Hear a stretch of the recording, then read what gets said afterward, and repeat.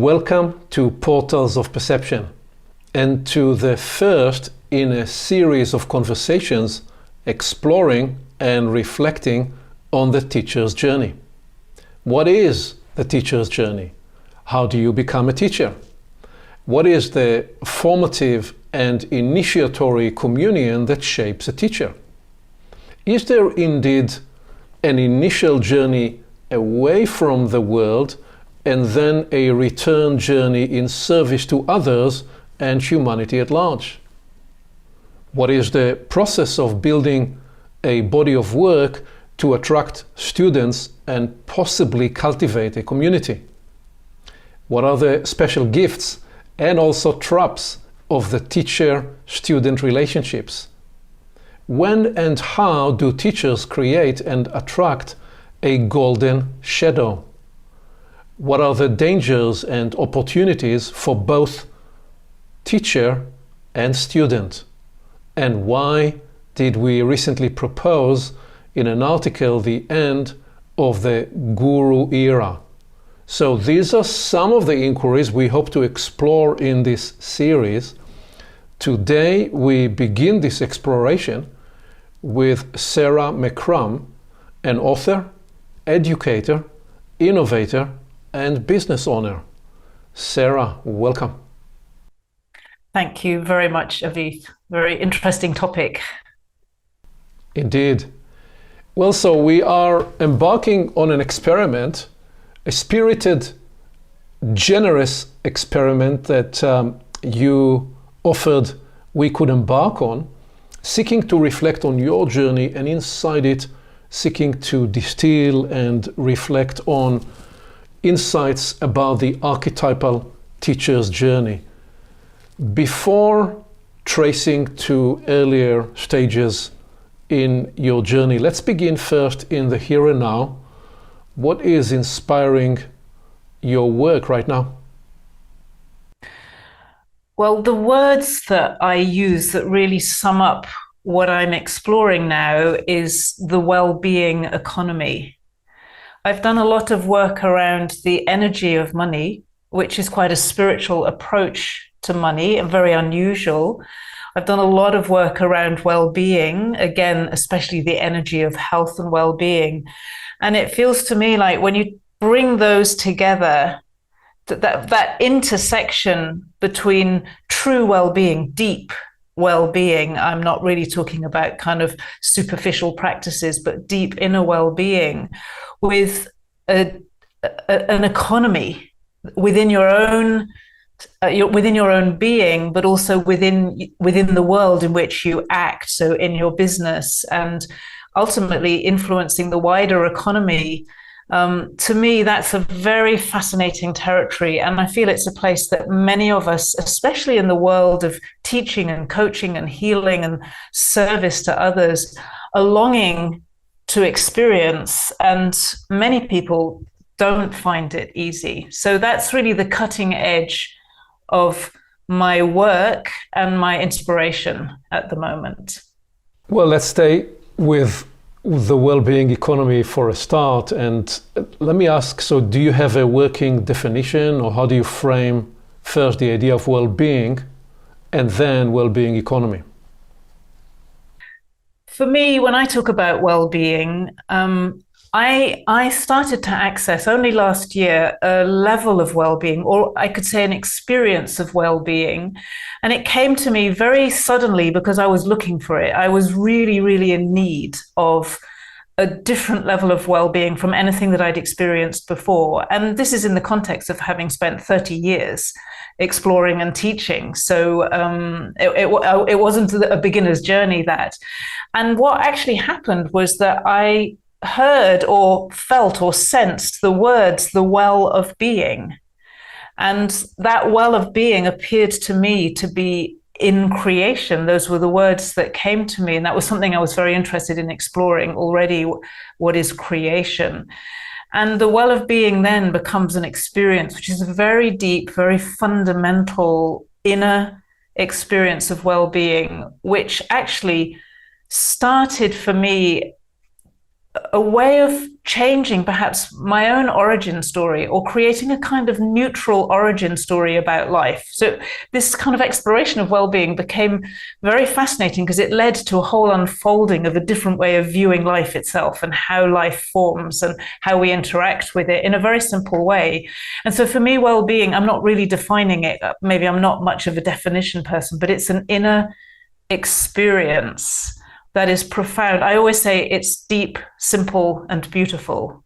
And that's true. And when we experience it, we know it. Like, that is well-being without any question. And anyone who I share it with, when I talk about the well of being, or I share that well-being with them, it's like, oh, that's well-being. It's the ground of our well-being. It's the place where well-being arises within us from, it's hard to find the right language really, but from the depths of life. So that's, not a definition, but an attempt to at least share something of it. More of an experiential access. And so this is intriguing, to think of well-being and the well of being, certainly intriguing. And you bring into it creation, and you bring into it economy. So we've got quite a bit of a playing ground here to explore. Describe first how and why you brought economy into this consideration of well-being and the well of being. Why is economy an important construct here? So one of the things that started to happen when after I got these words, the well of being, which I experienced as a source code, like they give direct access to the experience. And then there were other short source codes that also I discovered in the following days. And one of them was the well of wealth. And then another one was about the wealth being in the community. And I started to unpack those. And having already been very much involved with teaching around the energy of money, I saw that wealth, true wealth, is the fulfillment, if you like, of well-being. If you experience real well-being, there's only one thing you can do, which is to share well-being with others in some way that might be right for you. And there are many ways of doing that. And to create wealth in your community, whatever your community is. It's almost like you couldn't really do anything else. It's the natural fulfillment of human purpose to experience and create true wealth founded in well-being. So they became kind of like part and parcel of the same thing. Well-being is the foundation of wealth. Wealth is the fulfillment of well-being. And it creates a circulation in human life that enables us both to access this deep well-being in creation and be actors in life and do good things with it. So it's kind of very simple and natural, actually. Yeah. You're describing the natural flow of life. And and one would say, well, this is simple, and yet you are describing that this was something that you were able to clarify in just the last year after 30 years of journey. So is there more that you'd say now about just what led to this particular threshold discovery, and how was it different because you were teaching in these spaces from earlier on? Yeah. So what I've been teaching for many years is about energy. And what I've been very good at, I think, is helping people to receive energy, receive healing. I've worked a lot around healing, and my teachers were both extraordinary healers. So to receive energy that heals and solves problems has been my language for several decades. I was in a situation of extreme pressure, business pressure. It was very, very painful for me emotionally and personally, beyond what I'd experienced before. And it was because of that I started to say, I need a different level of well-being. I know how to solve just about any problem using energy. I've been teaching it, I've been doing it, haven't seen a doctor for more than 30 years because I've managed my own health that way and helped other people with theirs. We've solved endless relationship problems, endless business and legal problems and financial problems. But here I was just actually struggling with something myself that whatever I did, it wasn't enough somehow. And so I was just literally like any human being, just saying, please, I need something more. And literally within probably less than 24 hours, it's like the well of being in creation. And there was an immediate peace and an immediate deeper level of being. And I realized that it was a foundation that sat beneath all the energy work that I've been able to do. And I think this is very relevant because so many teachers now are teaching how to download information. And I've been teaching things like that for a long time and experiencing downloads and accessing energy, all those kinds of things for a long time. So to then go to something that's a totally different dynamic is it's quite a profound experience, actually. There was an aspect of life in there that was different for me. And I find every now and then I discover an aspect of life which feels like, in one way, a deep spiritual aspect. It's also a deep experiential aspect of life. And I suspect that there are many that I've never touched and never uncovered. But whenever I find one of those, I always think of it like a facet of a diamond or something. Like, here's a piece, which is one of the fundamentals of life. And that was the experience for me. It's like, oh, this is one of those. Do you believe you needed to go through that difficult phase as an initiatory crucible to tap or access that next level? Is that, do you have a belief like that, or not necessarily? Generally, when I've gone to a next level, it hasn't necessarily been out of pain, because I have a belief in continual evolution.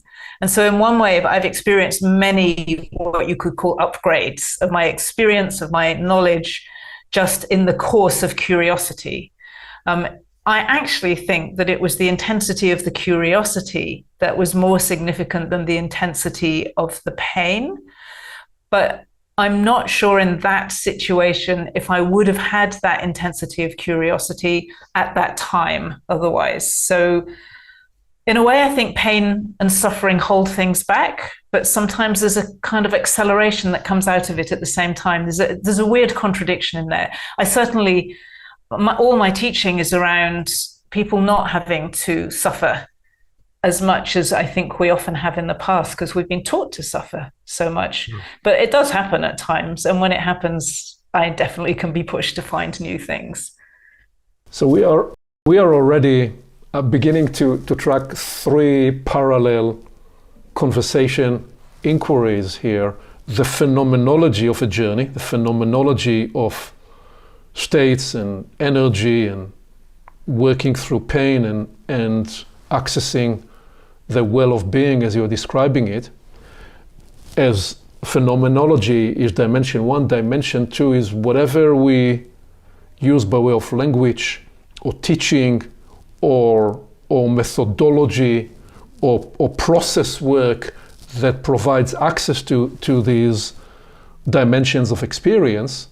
And then from that, what is it that we can perhaps decode by way of appreciating the archetypal human journey, and within that, the teacher's journey. So I'm just mapping where we are in the conversation, and perhaps it is a good point to leave this opening, and we'll circle back to it and trace now by asking you, well, so what is, you said at some point you updated your origin story. So how do you tell the beginning of your search, the beginning of your quest? What is the language and the narrative? Because one of the ways we narrated the teacher's journey when we wrote the article that essentially attempted to describe the archetypal story was that there is this initial quest to come into contact with something. And for many, this is a semi or unconscious even quest. For some, it's more pointed. Some find that initial communion with a teacher, some with a body of work, perhaps not with a life teacher, and some have their own unique phenomenology of experience that actually leads them in a certain direction. There are, of course, those people that stumble upon pain and trauma and difficult experience as the entry to, oh, I should ask about the purpose of life and what I'm here for. So there are as many paths as there are people. How do you describe your the beginning of your journey? If I look back now, it probably looks different from how it did at the time. If I look back, I can see in my teenage years, a kind of I tended to be quite philosophical. I would pontificate a bit, I think. I'm not sure that I had any knowledge, but, I like to talk about life. So there was a predisposition in a way. There was a curiosity that was very unfulfilled. And I went to Cambridge University and ended up studying philosophy for a while and then social psychology and things. And again, was deeply unfulfilled because I was looking to learn about life and I couldn't name that. I didn't know that's what I was looking for, but I could not understand all this academic stuff that was talking about life. But without question, the actual thing that started the journey was the death of my sister when I was 30. She died of a brain tumor. And around 6 months after her death, I remember very clearly, I was emotionally so blocked, and I had the language to recognize that. And I'd reached a point where crying didn't work anymore. Earlier on, I'd cry about once a week and I'd feel relief, kind of emotional release. And then I'd go for another week and then I'd cry again. And it just wasn't working. It didn't matter if I cried or didn't cry. I just felt blocked. And I spoke to a friend of mine and I said, I need something that is not a talking therapy, because I knew that I could talk the hind legs off a donkey, as I was constantly told when I was younger. So I just knew that I couldn't be in a position to manipulate a therapist into believing whatever I told them. For some reason, I had that awareness. And so I was introduced to acupuncture, and 45 minutes into the session, I felt completely normal and happy. And the block had gone. And I suppose that opened a world for me that had not existed before. I grew up British, very buttoned up, emotionally completely, it's not surprising I ended up blocked like that. I had no real outlet emotionally at all and no experience in that, more or less. And about 6 months after that, I was feeling just weird kind of nausea. I remember saying to my same friend, I feel like I'm experiencing spiritual travel sickness. And I didn't really know what the word spiritual meant. I had no reference for spirituality apart from, Christianity at school and playing the music in our school chapel. I always used to choose the music, and I chose music that was very expansive and touching and, created an experience for people. So in a way, again, I had an experiential reference, but I didn't have a language kind of reference. But I used the word spiritual seasickness, and he took me to a Qigong master. Again, in the Chinese tradition. And it was the most strange experience for me, because I was in a class and I had this experience for weeks where everyone was having these rather ecstatic sounding experiences, which was very, very uncomfortable for me. And I was not. I was just standing there. I just felt like a lemon. I felt like I don't have any clue what's going on here. I couldn't feel anything. Nothing happened to me. But I came back. And on about maybe the 6th time, I remember to this day really clearly, I suddenly felt energy. It was like there was something, it was like my whole arm was in a plaster cast or something, and it was being held up by something, and there was nothing holding it up. It's like, oh, wow, that's it. It's like, that's it. That's what this is all about. And that was followed by years of mostly, for probably the first 5 years, mostly actually struggling, never, a huge amount of not enoughness, really, always feeling that everybody else got it and I didn't. And having been always top at school and, very good at everything I did, in my younger years, it was the most challenging thing that I'd ever come across in my life. But I do remember just feeling at home with the talks. We used to have 1, 2, 3 hour talks. My teacher would just transmit. He would do these heart-to-heart transmissions. And I felt at peace and I felt at home and I absolutely loved it. And so by that time I was practicing every day and going to weekend workshops and retreats and the things that you do at that stage. That's really how it all started. What was the character or the nature of the not enoughness that you initially experienced there? It took me a long time to recognize what was going on. I think that I was always imagining what other people were experiencing and what my teacher was experiencing from the words he used. And to this day, I find it, if a teacher uses words to tell me what I should be experiencing, I don't experience it. It's almost like a put off.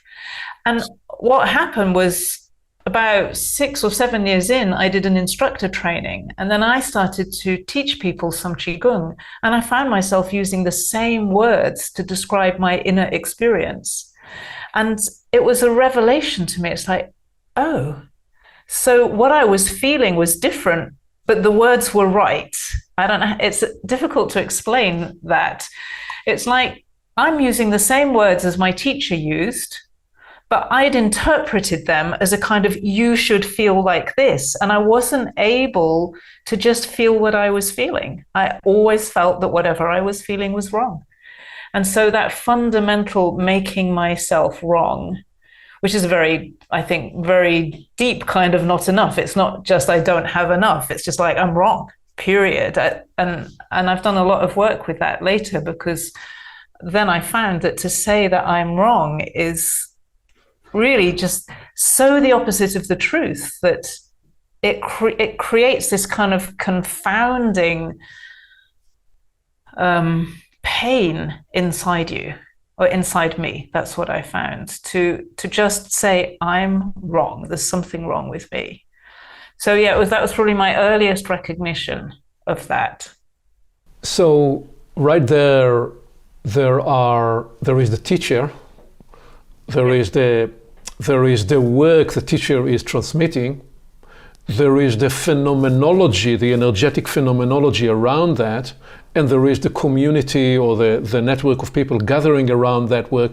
And all those so far are elements outside of you, the teacher, the work, the other people around, and you're seeking to actually make interior contact, to source something, to touch something, to access something in yourself. And all those other elements are often a great help, but they can also be a blockage. Yes, and of course, if they hadn't been there, I wouldn't have been learning. So they were a help because they created an anchor for me. That I was with that teacher for 7 years, and that was the center of my life during that time. I believed that I was going to be with him forever, because that's what the Chinese masters teach. You stay on the path and you stay with the teacher and you stay with your master. And I couldn't possibly imagine that it would be different from that. And it was so important for me. Although I wasn't the best student, I didn't practice for 7 hours a day, and all that stuff. Like, there were people who did that, and that wasn't me. But it was so central at that time to my interpretation of life. I think when my sister died, I realized that doctors couldn't fundamentally take care of your health, and that somehow the system, or the way life was organized, was not necessarily going to take care of my happiness. And so something switched in me and said, you're responsible for those, Sarah. No one else can do it for you. And here I was in a system of learning that was causing health miracles in some cases for people, because, a lot of Chinese work, or probably practically all of it, starts with health and well-being. And many people come to it because they have very serious illnesses. So it was taking care of people's health, and it made me happy. So what are you decoding at this point about the dynamics? I mean, you're obviously immersed in the work, and at that early stage, there is no separation very much between the teacher and the work and the phenomenology and the community. It's all one kind of a cosmology. But at what point do you begin to separate and decipher what is what and what is right for you as next steps? And at what point do you begin to have, I don't know if the word is reservation or a sense that there is going to have to be something beyond that? That was a very, very distinct experience for me with that teacher, because as I said, I was in this, he wasn't a controlling teacher, okay? He was very soft. He was a very yin type of teacher. There are yang teachers in the Chinese tradition. He was absolutely not that. It was soft. It was very spontaneous. It was beautiful. There was no pressure, no force, none of that kind of stuff with him. But for some reason, I picked up a book one day that is called Essence, and it's by somebody who many spiritual people know, and I can't remember his name. And I read it, and it talked about ego. And it was like, oh my goodness, Sarah, you have a problem with ego. I'd only learned about ego in psychological terms from Freud. I'd done a bit of that at university, but this was a whole different understanding of ego. It's not really part normally of that Chinese Qigong type of teaching, although ours was a very philosophical type of teaching. But, we deal with blockages and things, but not ego as such. And I remember going to a retreat with my teacher, and I started to ask questions that were testing whether he could help me with this thing that I realized was a big problem for me, which was my ego. And I saw in an instant that he was not able to help me. There was literally no language, there was no experience that he had that could address this issue that I had discovered. And I can remember to this day, it felt like the floor dropped out from underneath me. It felt like my whole world was crumbling, because what I had expected was going to kind of pin my life together for the next however long it was going to be, it just wasn't going to do the job. And I knew that was the last retreat I would do. And I had to tell my teacher fairly soon, not that he required that of us in any kind of way. And what was very nice is that he was curious. He actually had the kind of dignity, I think, and what's the word, generosity in a way, to be curious about my decision. And I think what's really interesting, I've always remembered this, in the last year or so before that, I had started doing some teaching. I'd done an instructor training, and I started to develop my own method already, even though I wasn't, I was barely out of instructor training school. And I was doing this work with sound and with the voice. And I'd done a lot of music when I was younger, so it was very natural for me to do that. And he must have heard about it. And he asked me, and he said, I'm disappointed that you're going, because I'm very interested in the work that you've been developing. And for that to come from a teacher, that was very touching for me, that he had that curiosity about me, because so often the teaching and the teacher is all about the teaching, really. But there was no question about it. That was it. I knew I wasn't going to come back, and I had to find something else. Well, so the experience you are describing, and sometimes the crisis has more of a personal dimension, but in this case it was simply, as you're describing, his inability to answer or address a need that you presented. And that moment that you're describing is the moment of disenchantment or disappointment, or the projection that you made towards him, which is part of the constitution of the golden shadow, is crumbling in front of your eyes. So how much are you decoding and able to debrief in yourself what is actually occurring? Or that's a much later process, question one. And question two, what else would you describe about that transition, because you've been for 7 years with a certain body of work, and how do you then chart your way beyond that? I think at the time I was just in the experience. I was navigating my own life. I'm a natural teacher. So for me to go and do instructor training is the most natural thing in the world for me to do. I started my career as a teacher. It's so in my bones to teach that I don't think that was something special. There was not, that's just who I am. So I think I was really navigating my own life journey at the time. I wasn't on a path to become somebody special. I had no guru illusions or anything like that at all. I just loved teaching that stuff. It was the most enjoyable thing that I'd ever done in my life. It's the pure experience of it. And I guess that's a theme through everything for me. It's about the experience. And I think that's not surprising when you grow up in a British culture where all of that experience is completely shut down culturally. And so there's a part of me that must have been longing for that, the aliveness that comes with it.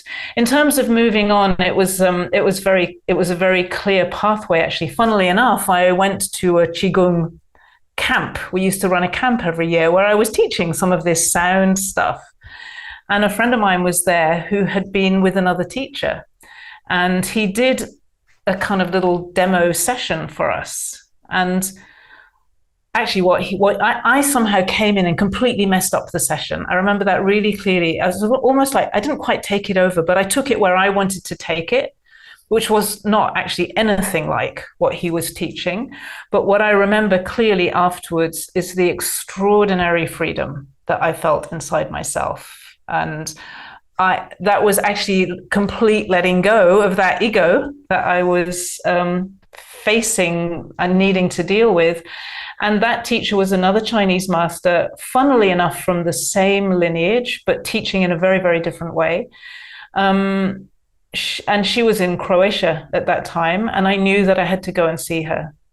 And I had to go and do a talk in Turkey. And I said, I'll come and do the talk if you get me a ticket to Croatia on the way home. And so, or on the way. And I spent 10 days with her. And that was a very, very different story. But again, that was an immediate thing. It's like, okay, I'm going to do this. This is my next stage.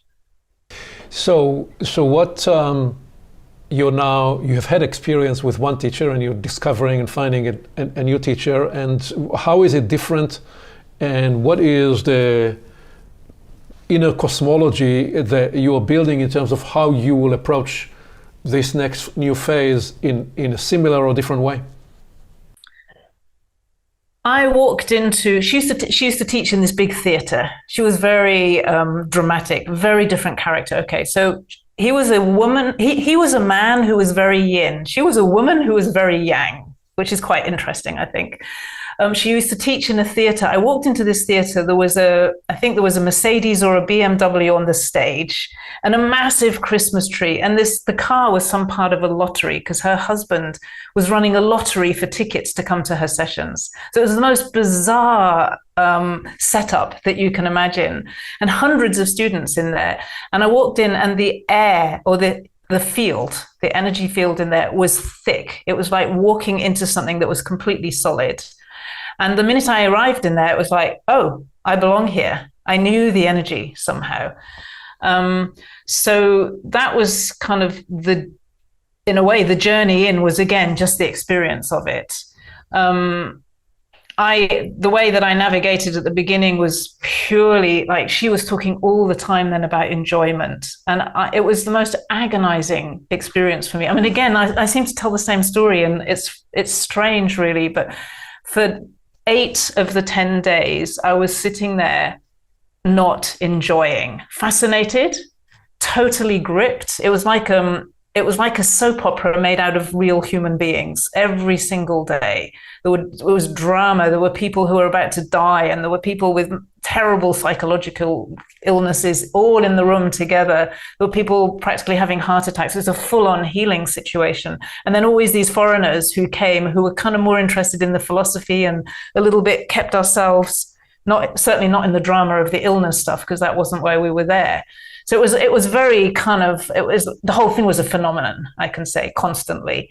But this lack of enjoyment, lack of ability to enjoy. And for 3 or 4 days, I remember I was coughing all the time, and I had tears rolling down my cheeks all day long. It was just this inner tragedy of not being able to enjoy myself when we were supposed to be enjoying. Again, the same thing, I should be feeling something that I'm not, actually the same old pattern. And I had... Why are you staying there? It felt right. And I think that I felt that she was right. And also, what really struck me, she was very dramatic. She could get very angry. She talked about ego. She used to do these things called ego operations, which I think are quite a technique, especially from the East, where you tell the truth about somebody in very blatant terms in such a way that it strips away there's not even any room for shame. The shame disappears actually because the truth of you is so exposed in public that you can't feel any of that anymore. And it was exhilarating in a way and terrifying at the same time. So yeah, I felt at home there. I on the nearly at the end of it, I had this huge reaction. I was literally like screaming hysterically. It was in the evening, and there were a couple of people there who helped me. I really lost control of myself. The next morning, for an hour or 2 hours, I was sitting on my chair in that big theater, and I was enjoying. It's like, I experienced real enjoyment purely for its own sake. Okay, and what happens then?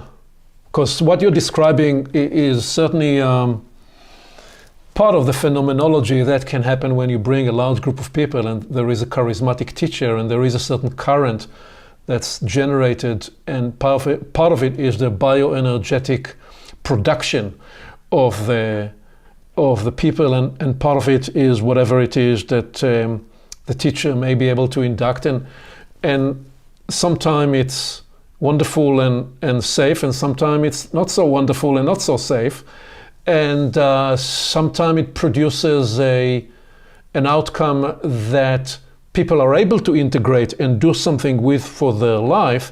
So the question is, at what point is it something that's liberating for you for your next steps, or whether it creates a certain attachment? Because again, you left one teacher. Part of what we are tracking and what we are describing again in the teacher's journey story is the dependencies that can develop in a teacher-student relationship. Sometimes they are energetic, sometimes they are psychological, sometimes they are financial, economical. So there are traps on both sides. A teacher can become dependent on being validated and enjoying or needing the magnification of people around the work, almost as though it becomes the instrument through which the transmission can occur, without which the teacher doesn't have access to their own communion or connection.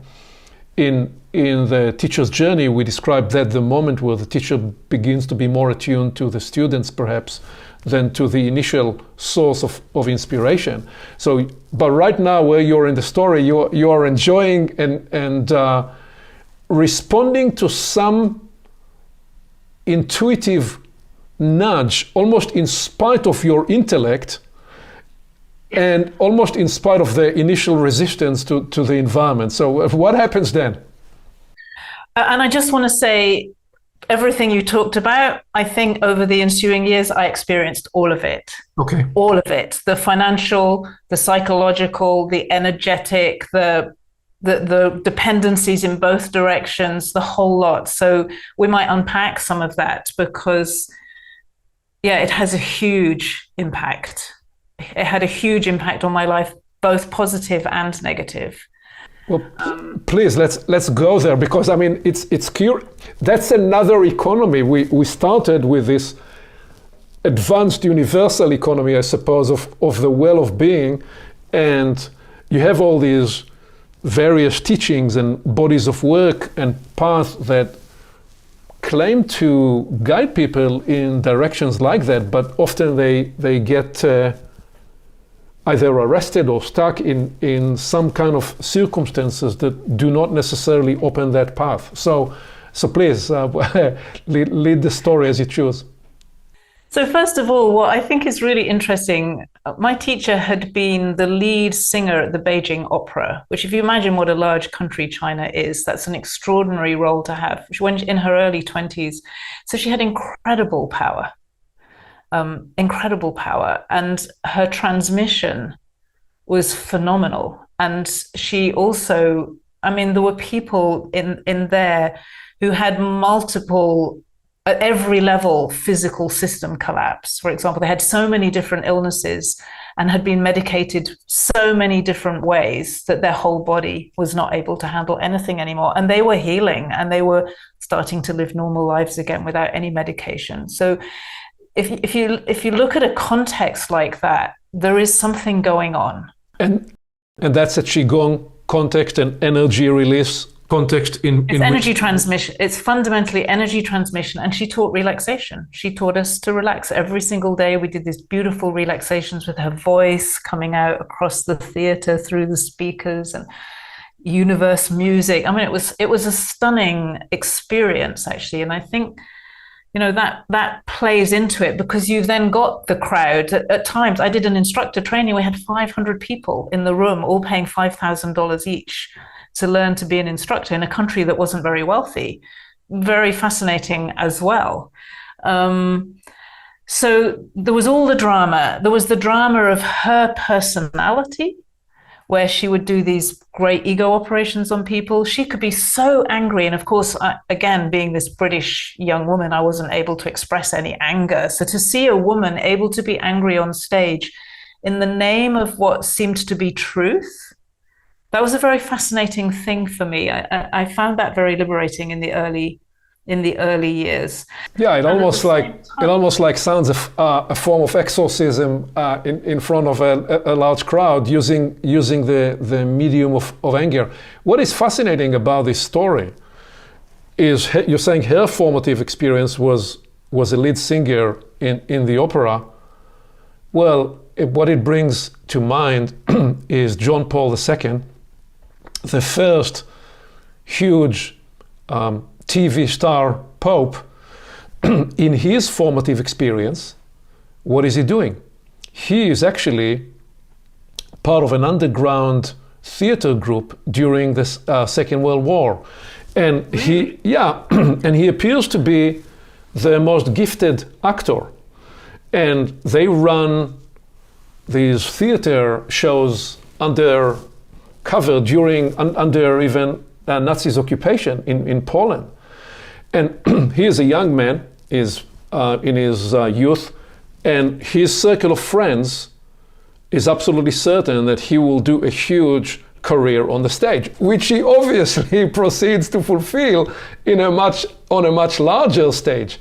So to me, it's a fascinating story in how certain formative experiences, again, what they shape in terms of capacity. You're describing here somebody who was initiated into her Qigong transmission, energy transmission capacity, but that capacity is riding on something else that she was doing before that. So it always is very interesting for me when I trace these stories. It's like you don't have a Gandhi in India without him studying the law in South Africa, such that he can then, on behalf of India, negotiate with British lawyers about the independence of India. So there is this fascinating insight about what a formative early stage capacity building, how that becomes a tool set for whatever a person will do later.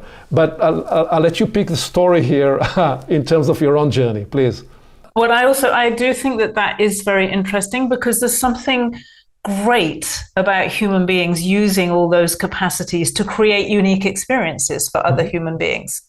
And at the same time, some of those issues can come in that you mentioned earlier. So I remember really clearly, and this is one of those warning signals that I totally ignored. There was a Chinese master who'd come over to visit her, because she had this huge crowd, so she could just bring people if she wanted to. And, it was great entertainment for us in a way to meet these other people. And it was a Chinese doctor, actually, and they had all these herbs, Chinese medicine herbs, and they had a whole lot that they needed to get rid of. Basically, I think they were either going to expire. I just wanted, and so they started selling them to us. Well, actually, she started selling them to everybody, and I ended up paying over £1,000 for a bunch of dried up Chinese medicine. And look, I knew I'd done Chinese medicine before, so I know that most Chinese herbs are very cheap. I knew that it wasn't right to me, and I justified it, and I justified it as a lesson about money.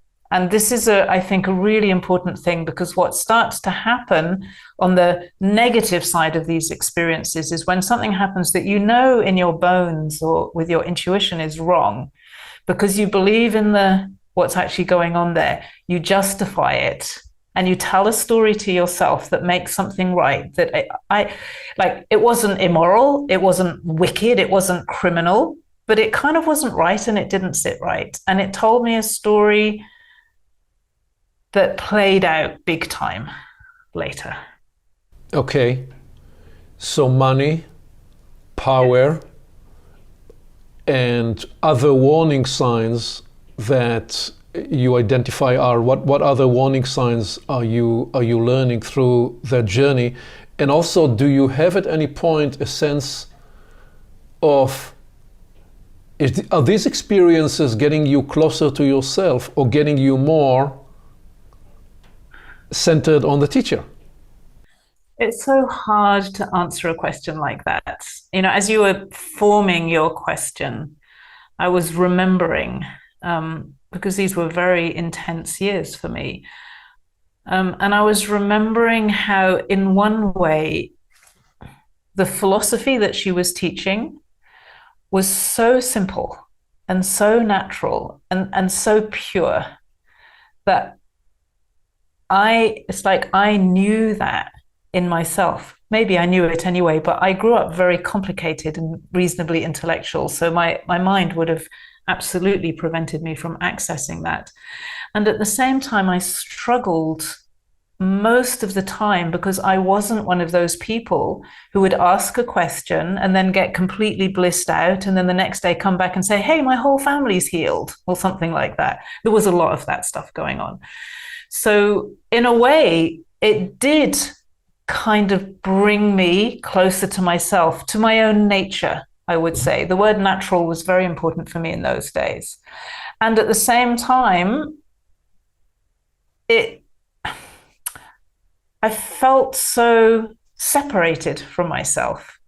And those two sound like a contradiction, but both were happening at the same time. And that separation, I was responsible at times later. She moved to New Zealand and I moved to New Zealand, and there was a community, a learning community there, an academy.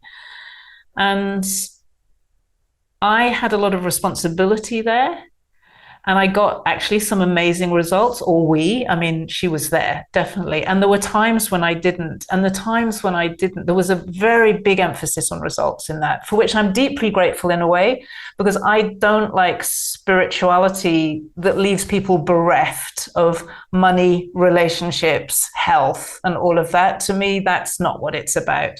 So she taught us to really look at reality, and I loved that. But the pain of failing was so extreme, so utterly extreme. And I had some really bad failures at times that, I don't know, I would never want, I don't think I could teach that way. How do you mean failure?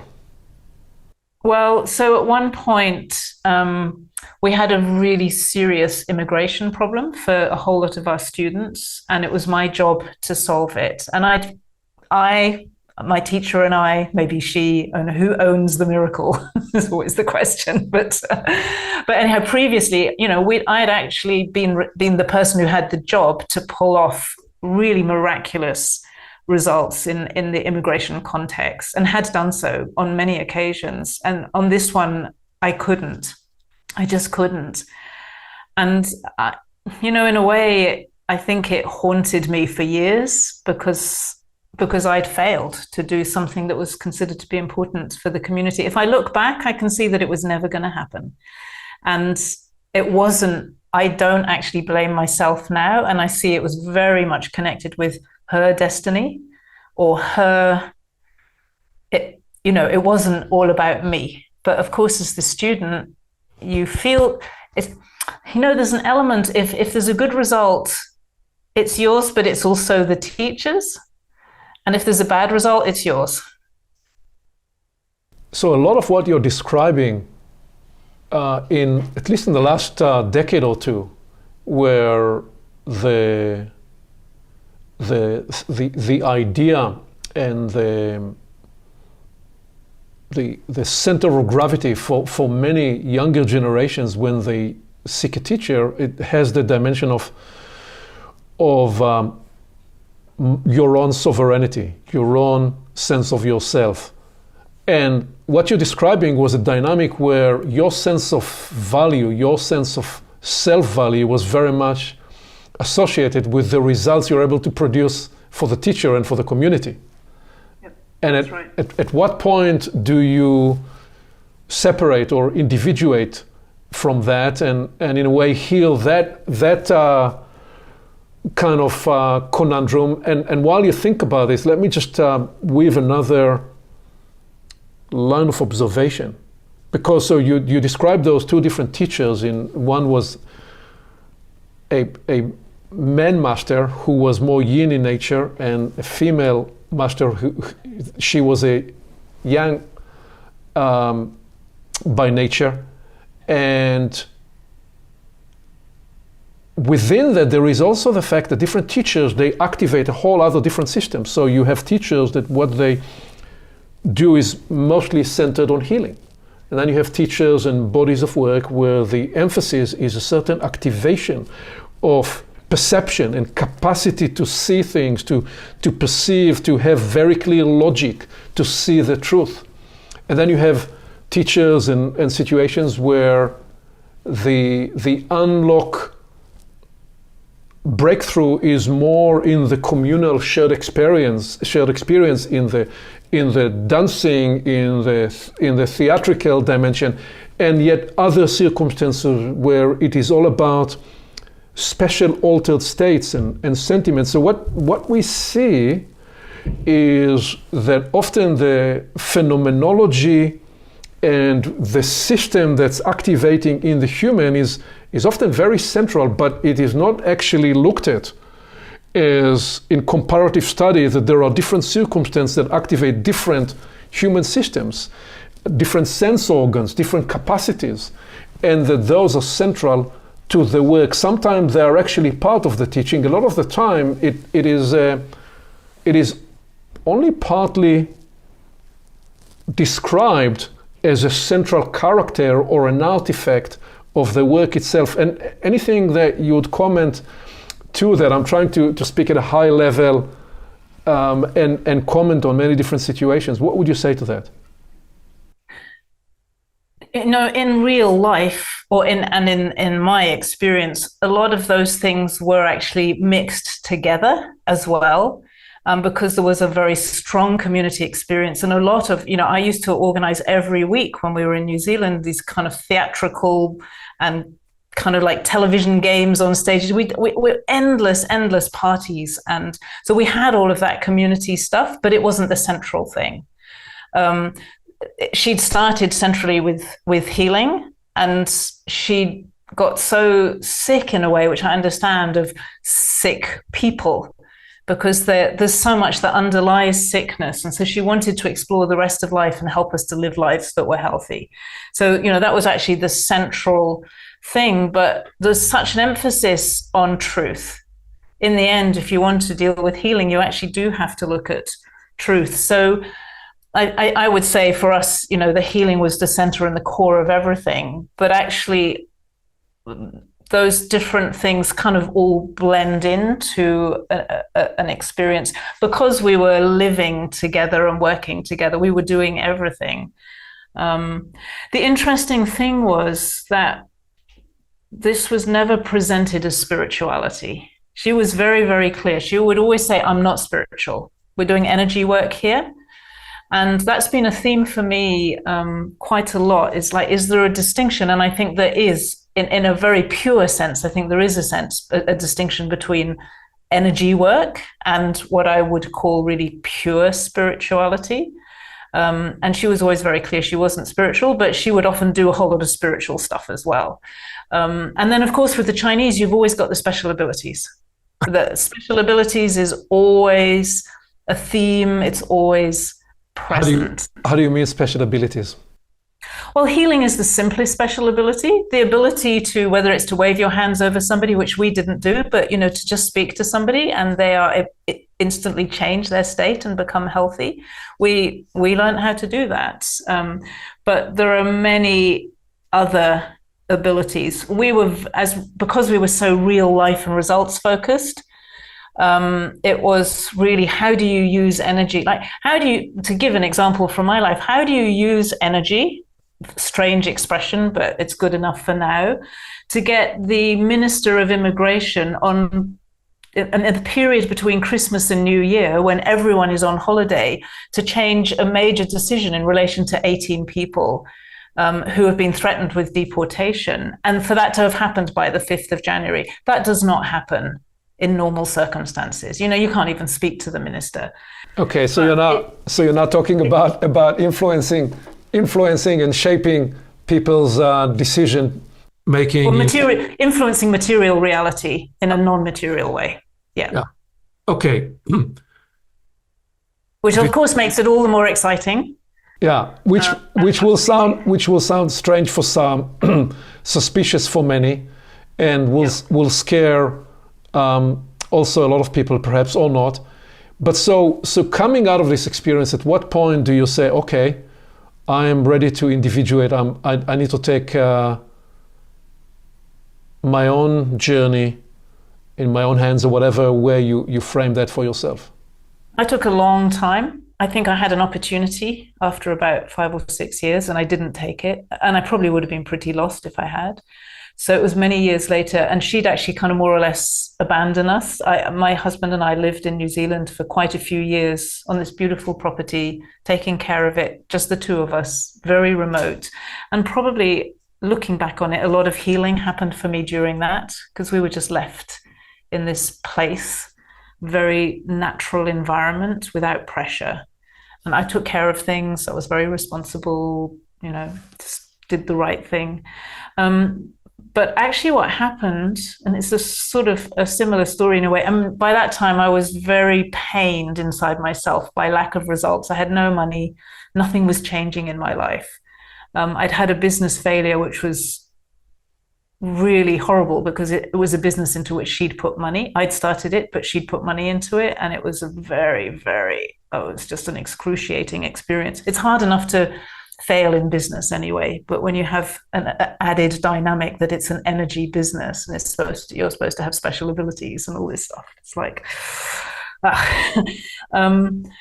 and one other thing I think is worth mentioning here, because these are such real dynamics, it's a real story. After that business failure, I'd found myself writing messages from money. I had no money. I couldn't pay my rent even. And I found myself writing these messages where money, the energy of money, was speaking through my pen. It was like quite pure channeling. I know that's not a word that you use much, but I have to say that was the experience. I started writing stuff. It was not my words. It was like every single day, money, this energy was telling me things about itself. And I turned that into a book, and I told my teacher about it, and she said, you can't publish it. And I knew that I had to publish it. And that was a very difficult moment for me, because I knew that she was wrong. Why did she say you couldn't publish it? She didn't want any publicity. And I understood why she didn't want any publicity. There were lots of reasons for that. But I knew it was wrong, and she was not remotely interested in the book. All she saw was that I had no money, I was useless. She didn't care that I'd learnt that ability from her. I tried to show, I learnt this from you, and look what's happened. This is beautiful. It was the most incredible book. That the message in it is incredibly beautiful. She was not remotely interested. And there was another thing. These are tiny stories, but they're the indication of how something switches inside yourself, that you make a different decision when you're very, very entrenched. I was slated to be the most loyal student in the entire community. She had famously said one day, Sarah will be here when everyone else is gone. And so to break that, that's not easy. And I ran a campaign to protect her property from they were going to develop a monorail train. It was going to really interrupt. And she said, you can't get any publicity, Sarah. And I knew I had to take it to the newspapers. And I did it. I took it to the newspapers. I didn't tell her. We won. We were successful. So I left on a really good note. But I started directly disobeying. I think that's very important. I didn't tell her, but I just did it. What actually happened was a friend of mine told me about a session she'd had with a guy and it was just sounded really fascinating. And it was more like he did all these kind of measurements. It was a kind of really significant kind of kinesiology sort of stuff done with a computer. And it told her stuff about herself. And I just said, I want that. I need that. I need to learn something about myself now that can help me to understand what's happening here. And so I went and did a session with him secretly, because we weren't supposed to do things like that. She wasn't a control freak, but everything. It sounds like it sounds like you are in a commune at this point. You need permission to do stuff. You are at this point. You're saying financially broke. You have no results in your own life, although you're producing all these miracles around. But had done at various times. But there is a huge disconnect here between the practicality of your life to having been on a journey. So where is that taking you next? So this guy, I started doing sessions with him. I managed to get a private client, also secretly, and he paid me quite a decent amount of money so that I could afford to do something. And I started doing sessions, and he started kind of testing in his he was a remarkable person, testing all these things about me, like people do in applied kinesiology. Is this true? Is this true about Sarah? And it turned out to be true that it was not beneficial for me to be there anymore. And I think I trusted him so much that I allowed him very gently to let me find the way to disengage. And I did it very deliberately. Most people, when they left, they just left, sometimes overnight. And I gave 9 months notice. I sorted everything out. I left in peace. And I was proud of that at the time. It was really important for me to do that. And my husband and I moved to Australia, at a little tiny bit of cash from my mum, and that was it. And we had a complete restart, And, and then that chapter of my life was over. Once you were not part of it, you were not part of it anymore. So, okay. And what happens then? So then the only way I can make money is to be teaching. I've already been teaching, informally for some years. So I start teaching. I didn't know anyone in Australia. A friend of mine said, I've got some friends, they'll come to your classes, and they paid me $10 a week. I was like, it was really hard. But I managed, I was very well trained in a way. I'd learned an incredible amount, and I will never say otherwise. In spite of the difficulties, what I learned is the core and the heart of what I do, of my language, my inner language. And so I just started teaching people how to use energy to solve problems. And I ran 3 sessions a day online, 7 days a week, or 6.5 days a week. And people could come as often as they liked, and they solved problems. And we did that. And I got to know a few people locally.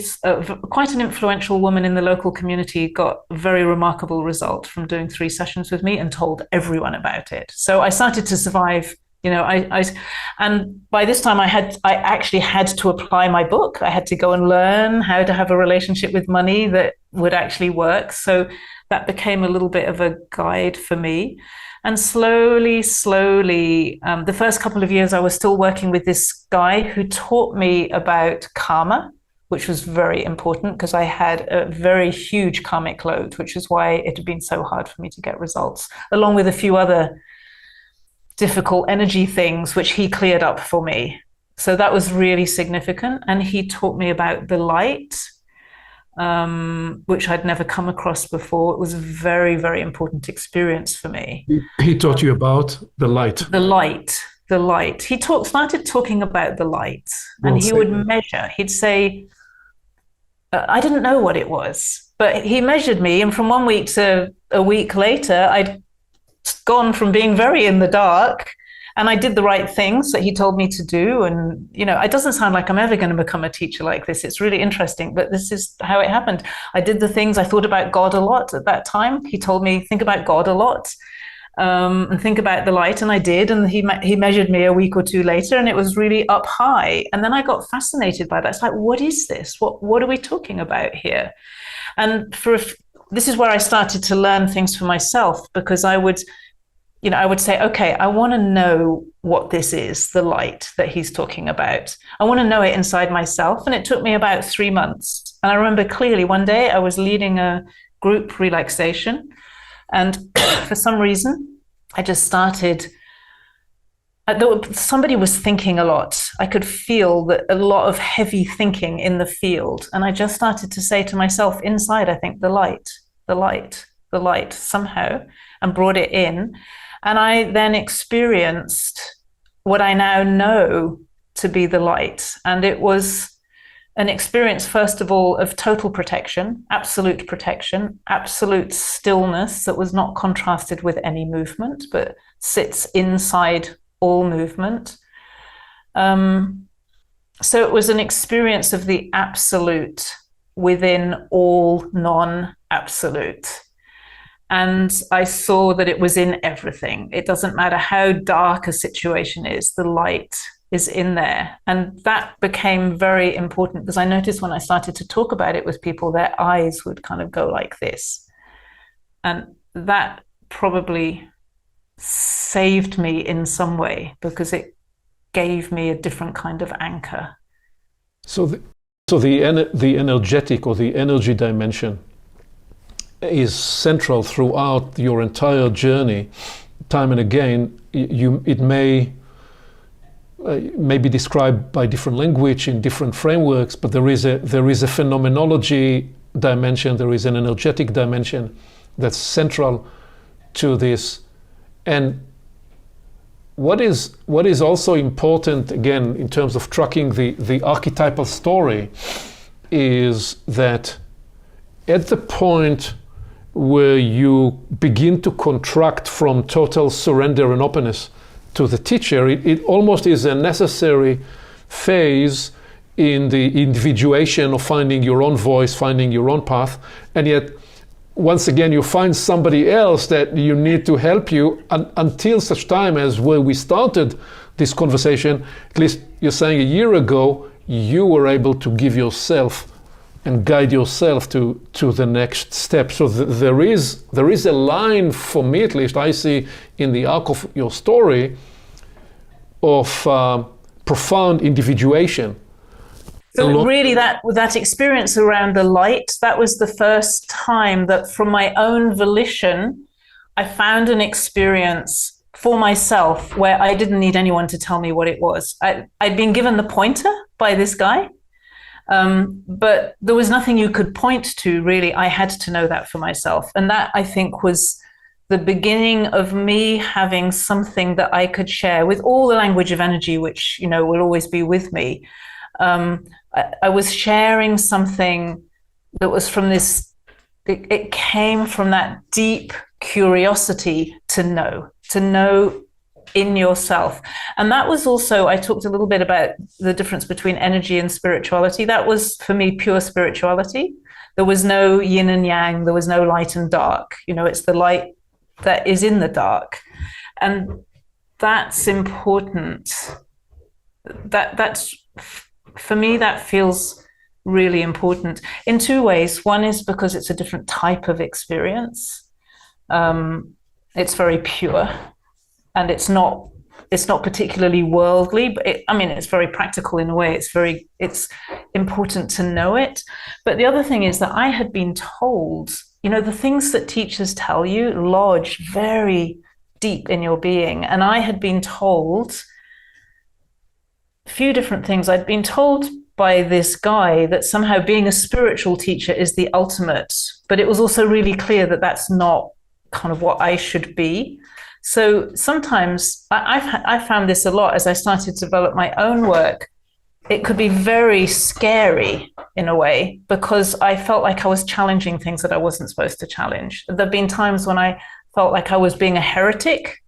I was going against deep traditional spiritual teachings that everyone takes to be true, and I found myself questioning them. And I couldn't not question them. And so I think that terror is the word that, for me, terror, the deepest terror has been questioning things that are held to be true in the spiritual communities, because that feels like the most threatening thing. I don't know why. It's like threatens the fabric of my being. And yet, so I think that curiosity and willingness to question and to find answers for yourself, that for me was the journey of becoming a teacher. And that started, I guess that was about 2012, 13 is where I started operating that way. I left my teacher in 2012. Yeah, well, there is an enormous history and accumulated Akashic blueprint, if you want to call it this way, that of needing to leave the teaching, and that goes all the way back to even ancient times and to the major religions. Whenever a person wanted to leave whatever they associated with, they needed to cross through almost an impossible barrier, because what you're describing is a situation where a person fashioned an entire universe, an entire interior cosmology in which everything in terms of their mental structures was defined by the teaching, and their sense of self, and their sense of how they identify themselves. So in actual sense, departure almost represents death to everything that person knows, and that in itself is also an archetypal journey, and is part of what we're describing in the individuating to becoming your own teacher, your own leader, your own pathfinder. I do want to come back just for a minute to the brief comment about channeling. So central to the inquiry of the teacher's journey is the phenomenology and the capacity of human beings to connect, commune, source, access the invisible blessing realms, whatever other language you'd want to use. The distinction I make in the language is important in that, so when I use the word connecting or in communion, those are words that describe still a sense of agency and responsibility within the person that is the vehicle of the work or the teaching. Sometimes the word channeling reflects abdicating or releasing their responsibility to the other entity. And so the sense, and of course when you go back to ancient times and you think about the medicine men and the shaman, and they were often indeed guided or inspired and often possessed by a certain angelic structure or a local entity that protected the tribe and passed from generation to another. So this is where I make a distinction, because the word channeling will not necessarily present the sense of I take ownership and responsibility to self-regulate, and sometime I will renegotiate with whatever it was, the message that was coming through to me, because actually I now see that part of this stage of development and evolution for humanity is human beings are invited to enter a fuller partnership and responsibility, ethical responsibility, energetic responsibility, psychological responsibility, interpersonal, communal responsibility. I can never abdicate and leave the responsibility for something else, In fact, not only do I need to take 100% responsibility to myself, I need to take 200% responsibility to the consequences of what it is that I do to the best degree that I can. So that's the distinction I make in terms of language, and why the word channeling is, I find, not helpful in terms of the next frontier of human development and evolution, in terms of unlocking the partnering dance of human capacity to be an instrument for whatever you'll call it, light or energy, to work with and through a conscious, agentic, self-regulating human. I totally agree with you, but generally you have to find that out through experience, especially if you, one of the things I learned is that people connect in different ways. And some people do connect by a kind of channeling experience. So they do literally experience receiving messages from other sources. And that has an effect. And I actually had to learn, because I can do that very easily, because it is my way at a certain level to connect. I had to learn how to receive information or transmission or direct knowing in the whole of my being, because it's completely different. What most people, I used the word channeling specifically because you receive information and you send it out, like many people, you know, there are people who are channels, and it completely avoids you. And many of those people end up sick. There are all kinds of problems that go with that. And I think it's an important thing to talk about. And for me, I had to learn how to literally be what I'm speaking with all of me, so that I am both receiving and being and sharing, experiencing clearly in the middle of all of that. And I found that it took me a while to learn that. That was one of the searches that I had to go on, because it didn't work for me to just channel. In the end, it's just a bypass. It's beautiful. It is a very beautiful experience. And so I think we need to acknowledge, and that there are a lot of people these days. It's happening to a lot of people. It's very, very common. Yeah. Well, the way I receive what you're offering there is that the greater need. So if for a minute in a flying upside down way, I'd describe it this way: the realms that are here to assist human life and journey on are almost as desperate as large part of humanity. So that the blessing realms will use any entry to get in. Yeah. Two things about it, which relates to teachers, which is, so a teacher may be very evolved and developed in a particular capacity, and they're able to process a set of intelligences and deliver and transmit advanced states. That is not at all a guarantee that they are a 360 degrees fully embodied and souled human being, safe to handle money, safe to handle relationships, safe to address all other aspects of human life. That's awareness number one. Awareness number two is that therefore, what is partly of what is now needed, if the frontiers of spiritual and developmental endeavors are to make the next step, is what is, I interpret that to be the need for a fully more ensouled human vehicles, where, as you said, if you teach something that you are not embodying and you are not ensouled in, that is to say, you've learned this through your own experience and potentially metabolized your own struggle in the process. So what you are teaching, you are also safe to teach, because you have developed your own antibodies and systems to handle the inner formation that can handle the antithetical natures that would come to accompany this work. Unless you do so, you're not really useful, not to yourself and not to others around you, not in a sustainable way. So very much. Yeah.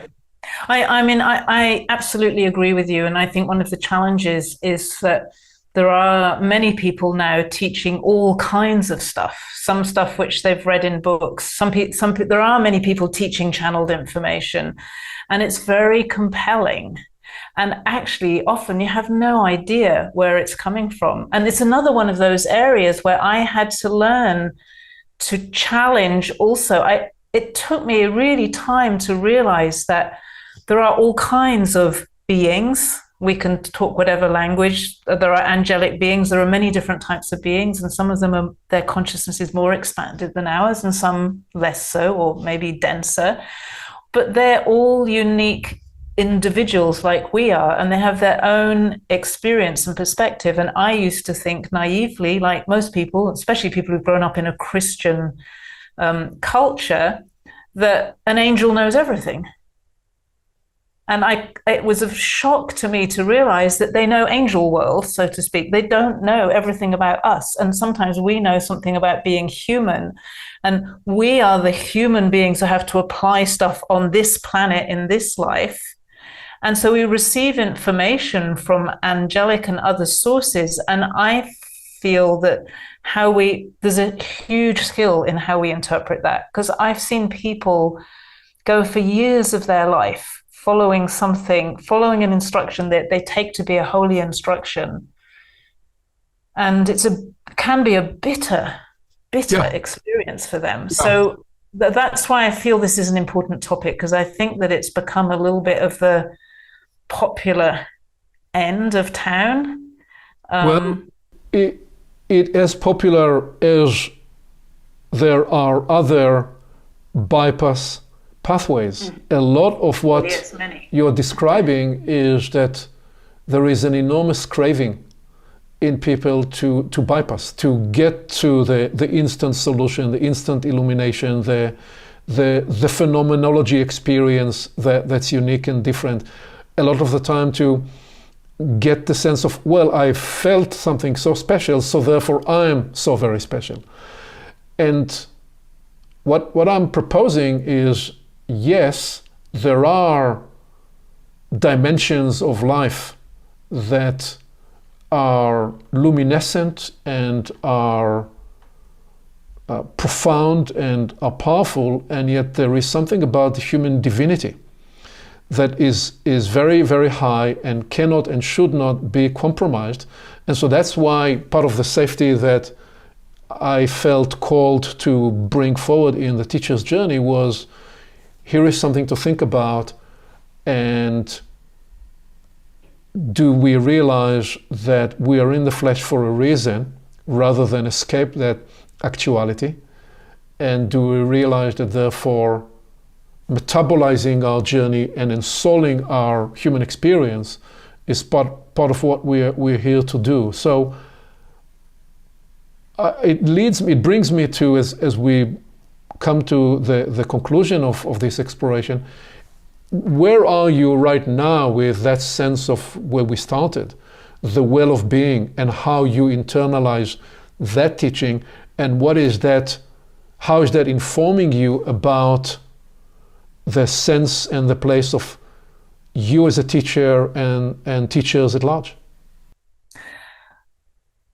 It's interesting because I also came back to the well of being as you were speaking, and realizing that is completely the opposite, so to speak, of channeling or downloading or accessing information from elsewhere. Because although my experience of it is that it's in everything, in me, it's in me. And so it draws me inwards rather than outwards. But it draws me inwards, in towards creation, I don't tend to talk about source anymore. I have done in the past, but for me, I don't feel there's a source, because that always makes it feel like there's a stopping place or there's an ultimate. And I can't sense that anymore. It's more like all of it is in all of us. And so it's a very different experience, because it is very simple. For me, it connects me with all of it, and at the same time it completely allows the unique individuation of me. And what I learned through this exploration of well-being is like my experience now is like we as human beings, but it could be a flower or a stone or any other element of life. We are life itself. Like it's the enthusiasm or the love of life for itself expressing itself through us. And so we're not in any way separate from it. It's like we are life, and we're also those individual pieces. And that whatever my experience is now, and it might be an experience I'm not enjoying, I start to really appreciate the perfection of the imperfection in that, because sometimes my life is quite gritty. But when I see life itself kind of like right on its own leading edge, it's like doing this amazing experiment of being life. And then getting here, and it's like, ooh, that doesn't feel quite like, I'd like to feel, it's almost like this kind of inner, is that me, is that life? It's all the same thing. This sense of simply being life, exploring being life, constantly expanding, constantly developing into new forms, constantly navigating its own experience. And we are all a part of that, and receiving feedback and able to make choices. I had a beautiful moment recently with somebody who was saying, well, what does life want of me? And I said, well, just go to the well of being and see. And she said, oh, I am life. It doesn't want anything of me. It's like, I'm it. This is it. And so there's no separation, but there is individuation. And for me, that's a very beautiful thing to be able to experience, because it allows all of our experience to be valid, and we don't have to put anything out in that there's something wrong territory, which is where my journey started. Yeah.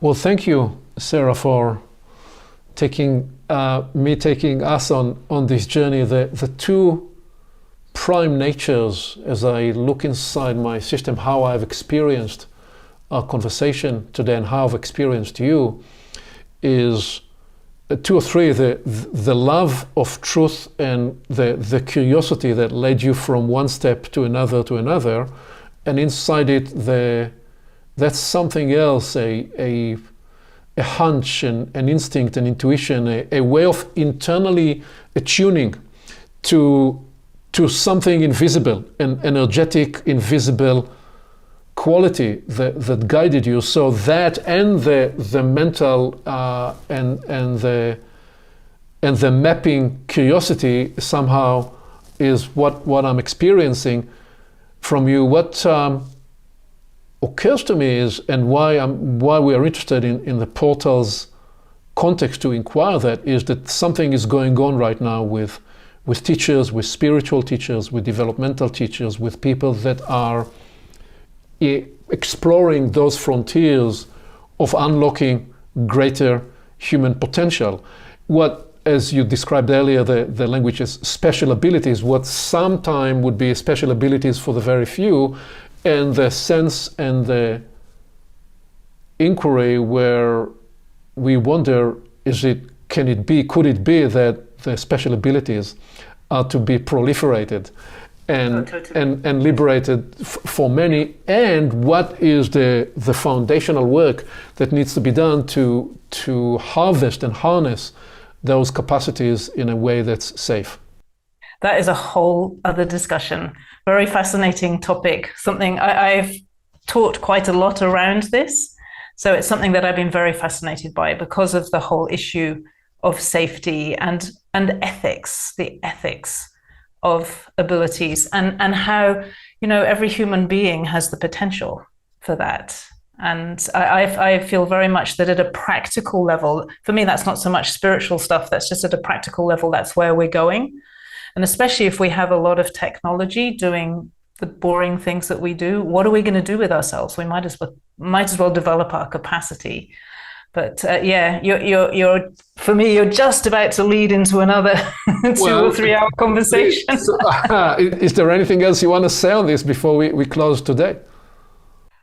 The thing that I would say is that I think that many of us experience inside ourselves wishes, just like soul wishes, to be something much more than the rather mundane life that we tend to live. And I feel that there's a there's a beautiful art in listening to those wishes, which sometimes go in the territory of special abilities, of beyond normal, beyond what we think is normal now. There's an art in being able to listen to that and not discount it, and at the same time navigate your life with your feet on the ground, moving in the direction of a beautiful future, not disappointed all the time because you're not there, not bypassing and pretending you're there when you're not, but actually being fully human, but not denying the remarkable divine potential that truly exists inside us. And for me, that's where we are at the moment. That really is the leading edge of human life. Well, how about if we landed there with this invitation to continue to explore what being fully human means in a place where we integrate the extraordinary, the miraculous, and the very special capacities and abilities that are potentially latent and are activated at this time. How about if we landed there? Perfect.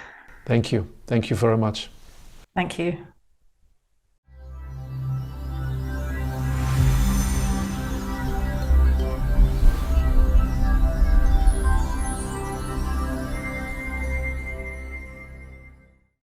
Along with our website at portalsofperception.org, Portals is also available on YouTube and on all podcast platforms, as well as social media. You can become an active member and join the conversation in community events. And you can help us get the word out by liking this content and by sharing it with your friends.